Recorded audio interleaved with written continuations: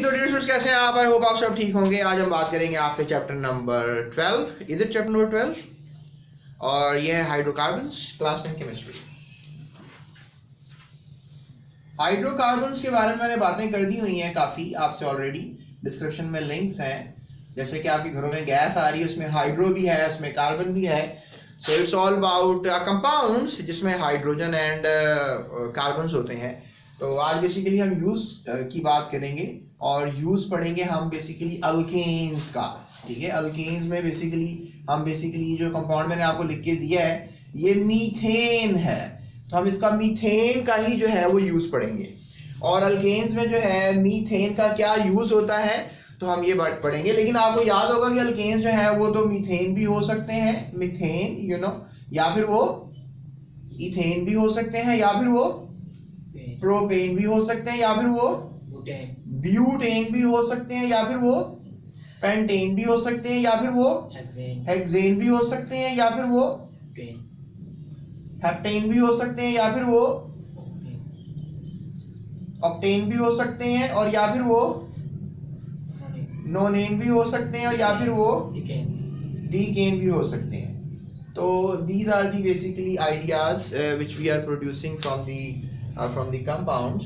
तो उसमें जो है हाइड्रोकार्बन्स के ऊपर हम बात कर रहे हैं। तो हाइड्रोकार्बन्स जो हैं उनके क्या यूजेस हैं जो आपकी बुक में लिखे हुए हैं, हम उसी पे काम करेंगे, बात करेंगे, एक्स्ट्रा जो है क्वेश्चंस को नहीं। और आपको ये याद रखिएगा कि यूजेस आपको लॉन्ग भी आ सकता है, इस चैप्टर में से लॉन्ग आना है आपको।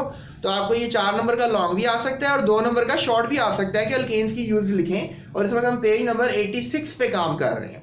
तो लिहाजा यूज ऑफ अगर हम मीथेन की बात करें, या फिर चलें एक और कंपाउंड ले लेते हैं, मीथेन ले लेते हैं, या फिर इसका जो अगला कंपाउंड है इथेन ले लेते हैं। यानी CH4 एक मीथेन है और एक कार्बन बढ़ गया, और डेफिनेटली साथ according to the general formula 2 hydrogen बढ़ेंगे, क्योंकि आपने जनरल फार्मूला पढ़ा है अल्केन्स का क्या होता है, CnH2n+2।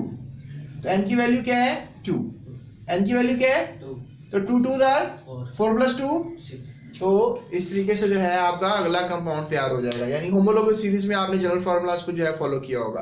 तो हमने इन दोनों के बारे में पढ़ना है, that is basically methane and that is basically ethane. इनके हम यूजेस के बारे में पढ़ेंगे। अगर सबसे पहले हम बात करें आपको मीथेन की, तो आप याद रखिएगा कि जो मीथेन है वो बेसिकली इस्तेमाल होती है डोमेस्टिक फ्यूल के तौर पे। ठीक है, किस लिए इस्तेमाल होती है? डोमेस्टिक फ्यूल, यानी घरेलू जो गैस आ रही है, आपको पता है ऐसे चूल्हा वगैरह चलता है, हांडी वगैरह पकती है और बहुत से काम लिए जाते हैं, तो डोमेस्टिक फ्यूल के तौर पे इस्तेमाल होती है। इस मीथेन कंपाउंड को आप नेचुरल गैस भी कहते हैं, नेचुरल गैस। तो आपने याद रखना है कि इसको हम नेचुरल गैस भी कहते हैं। शॉर्ट क्वेश्चन भी आ सकता है आपको यूजेस का, और ये लॉन्ग क्वेश्चन आप लिख लें इसके ऊपर, BLQ यानी बोर्ड लॉन्ग क्वेश्चन, या BSQ यानी बोर्ड शॉर्ट क्वेश्चन, या आप लिख लें। उसके बाद सेकंड पॉइंट में आपको बताया जा रहा है कि अगर हम नेचुरल गैस को कंप्रेस कर देते हैं, ये देखें, आपने ये कभी सुना होगा CNG, इसे हम कहते हैं compressed natural gas.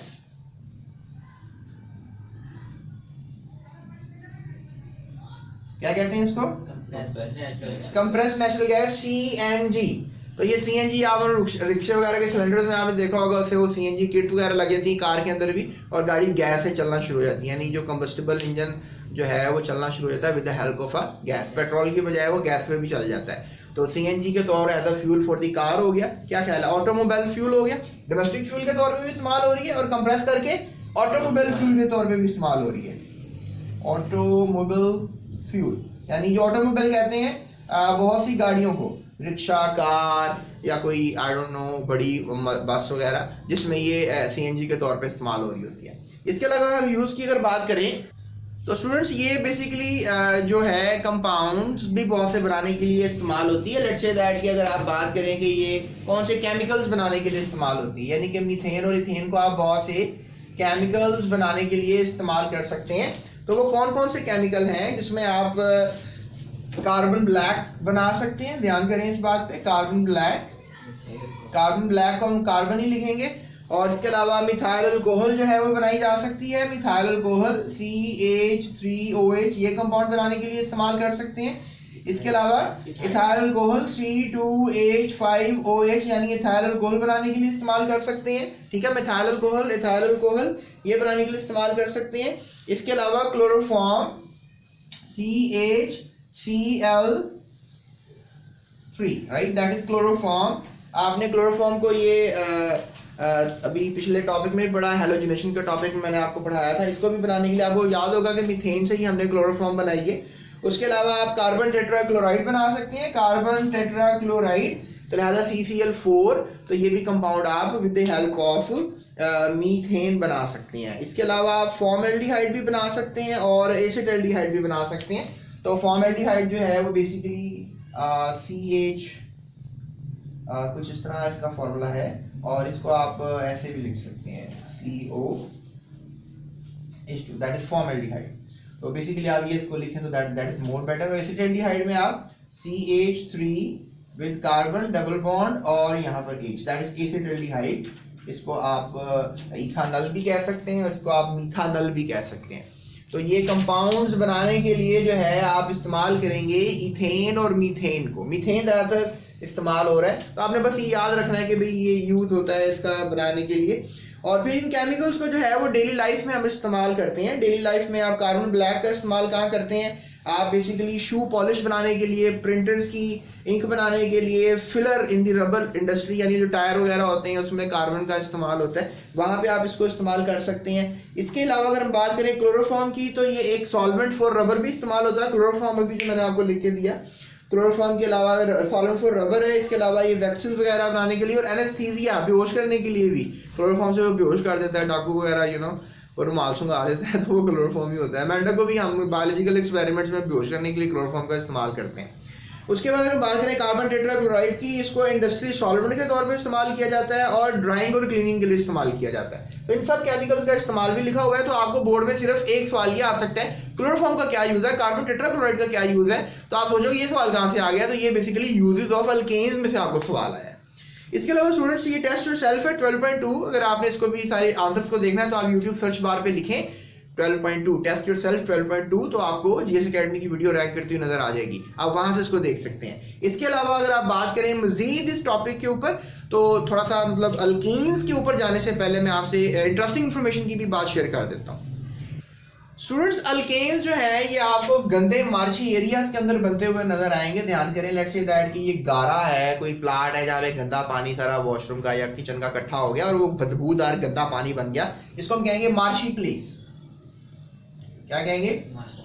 Marshy place कहेंगे। और ये मार्शी प्लेस में जब आप पोक करेंगे, पोक का मतलब है उंगली करना, या फिर डंडे को पकड़कर किसी को, आप बैठे होते हैं ना, आप किसी को उंगली इस तरह टच करते हैं जान के, जैसे पोकिंग कहते हैं। तो इस तरह आप लेट्स से दैट कहीं इधर गए हैं तो आपने कोई बेलचा पकड़ा है या कोई डंडा पकड़ा है और इसने गारे में आपने मार के जरा साइड पे किया इसको, that is also called poking. तो पोक करेंगे तो अगर ऐसे आपने यहाँ से डंडे से जो है पोक कर दिया इस एरिया को, तो क्या होगा कि यहाँ से कुछ गैस निकलेगी और वो इंटरेस्टिंगली स्पीकिंग वो मीथेन गैस होगी। इसके अलावा आपने सुना होगा कि जो कुएं होते हैं उसमें गोबर डाल दिया जाता है, और फिर जो गोबर होता है उसमें आपको पता है बहुत सारा डिकम्पोजिशन रिएक्शन हो रहा होता है, और वहां से फिर जो गैस निकलती है वो कौन सी गैस होती है? वो मीथेन गैस होती है। इसके अलावा स्टूडेंट्स आप मीथेन गैस को, एक हमारे पास पौधा है उसका आपकी बुक के अंदर लिखा हुआ है ऑर्चिड, ठीक है, ऑर्चिड। तो साइंसदानों ने ये डिस्कवर किया है कि ऑर्चिड का पौधा भी जो है वो बेसिकली अल्केन्स प्रोड्यूस करता है, और मतलब एक गैस प्रोड्यूस करता है। और ये क्यों करता है ऑर्चिड ये अल्केन प्रोड्यूस? ताकि दूसरे जो कीड़े हैं, जो मतलब मक्खियाँ शक्खियाँ हैं, शहद की मक्खियाँ या कोई भी दूसरे कीड़े, उनको वो पोलिनेशन कर सके अपने फ्लावर्स की। तो ऑर्चिड का फ्लावर आप कह लें कि अल्केन्स प्रोड्यूस करता है, या ऑर्चिड का पौधा जो है ये अल्केन्स प्रोड्यूस करता है, ताकि फिर दूसरे जो जानदार हैं उनको अपने करीब लाकर वो क्या कर सके, उनको अट्रैक्ट कर सके अपनी तरफ, ताकि अट्रैक्शन से ये होता है फायदा कि पॉलिनेशन हो जाती है। पॉलिनेशन भी एक बायोलॉजिकल टर्म है, वो हमने बायोलॉजी में पढ़ी है, उसको हम वहीं पर डिस्कस करेंगे। तो पॉलिनेशन एक अमल है जिसमें बेसिकली कीड़ों पर ना पोलन्स लग जाते हैं, दाने होते हैं छोटे छोटे दाने, तो वो फिर दूसरे फूलों पे जाते हैं। तो दूसरे फूलों पे जाने के बाद आप कह लें कि वो पोलन्स ट्रांसफर हो जाते हैं दूसरे फूलों के ऊपर। तो इस तरीके से फिर ये सारा प्रोसेस होता है, वो पौधा वगैरह अपनी जेनेटिक इन्फॉर्मेशन जो है वो चेंज कर लेता है, और फिर वैरायटी आती है पौधों के अंदर भी। तो कीड़े बड़ा किरदार अदा करते हैं उनकी पॉलिनेशन में। और इसके अलावा और भी जानदार होते हैं जो कि ये काम कर रहे होते हैं। तो स्टूडेंट्स ये था हमारा आज का टॉपिक जिसमें हमने सीखा uses of methane and ethane, जिसमें हमने बात की कि डोमेस्टिक फ्यूल के तौर पर इस्तेमाल हो रहा है, ऑटोमोबाइल में इस्तेमाल हो रहा है, केमिकल्स बनाने के लिए इस्तेमाल हो रहा है, बहुत से डिफरेंट केमिकल्स के फॉर्मूलाज आपको सिखाए मैंने और उन केमिकल्स के फिर यूज भी बताया मैंने आपको। इसके अलावा मैंने आपको बताया ये पोकिंग करके भी ये अल्केन्स वगैरह प्रोड्यूस हो जाते हैं और इसके अलावा ये कुछ पौधे वगैरह भी अल्केन्स प्रोड्यूस कर सकते हैं। और अल्कीन्स की स्टोरी स्टार्ट होगी वो मेरी नेक्स्ट वीडियो में। उस वीडियो को फॉलो करने के लिए भी आपको थंबनेल नजर आ गया होगा और इसके नीचे डिस्क्रिप्शन में लिंक्स भी हैं, तो चैप्टर की प्लेलिस्ट में जाके आप ले सकते हैं और चैप्टर की प्लेलिस्ट में आपको सारे नोट्स मिलेंगे, डिस्क्रिप्शन में भी नोट्स मिलेंगे, उनको आप सीख सकते हैं, उनसे मजीद आप इन्फॉर्मेशन ले सकते हैं। सारे शॉर्ट लॉन्ग और MCQs वगैरह उसमें मैंने हल किए हुए, एक्सरसाइज के शॉर्ट लॉन्ग वगैरह हल करके मैंने नोट्स बना दिए हुए हैं, लिहाजा उससे आप फॉलो करके अपना फ़ायदा हासिल कर सकते हैं। That's it, thank you so much, thank you for watching this video and hope so कि आप चैनल को सब्सक्राइब करेंगे, इस वीडियो को शेयर भी करेंगे। That's it, thank you so much.